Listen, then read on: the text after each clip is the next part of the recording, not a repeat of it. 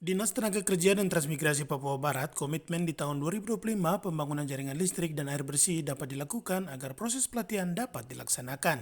Pembangunan jaringan listrik dan air bersih akan didorong oleh Dinas Tenaga Kerja dan Transmigrasi Papua Barat pada perubahan anggaran tahun 2025.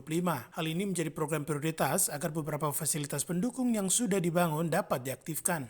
Jendri Salakori, PLT Kepala Dinas Tenaga Kerja dan Transmigrasi Papua Barat mengatakan, pusat pelatihan sumber daya manusia Papua yang dibangun sebagai UPT agar bisa diaktifkan, maka akan ditempatkan pegawai dengan jabatan eselon 3 sebagai kepala UPT serta didukung 3 pejabat struktural eselon 4. Dirinya menegaskan, strategi yang akan dilaksanakan yaitu jaringan listrik dan air bersih akan dipasang.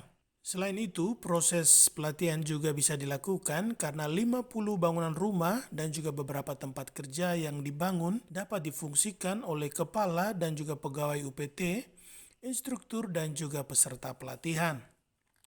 Sehingga kalau rumah itu ditinggali manusia, dia aware. Tapi kalau dia tidak ditinggali manusia, kasihan nanti cepat rusak.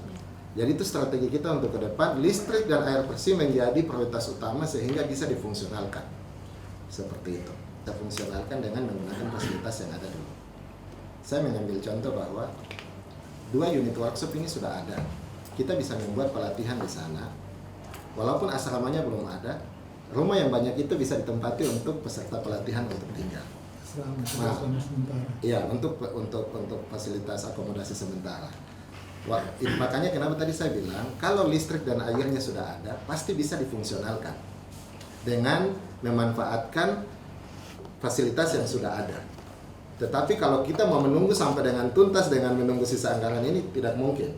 Bukan tidak mungkin, tapi butuh waktu.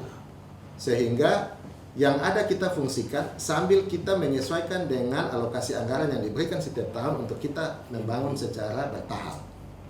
Kita punya pergub terkait dengan pengisian jabatan strukturalnya itu sudah ada dari 3 tahun yang lalu.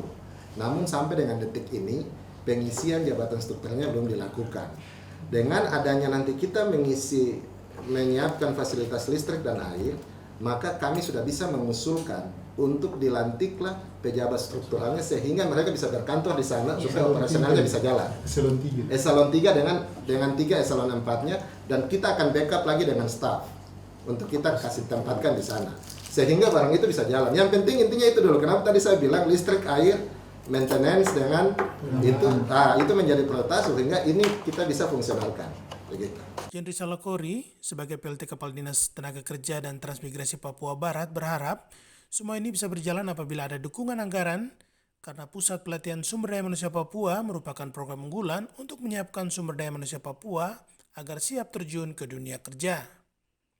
Tim Liputan, Kabar Nusantara melaporkan. Dan ini sebagai informasi keterbukaan publik ya kami akan menyampaikan kalau Bapak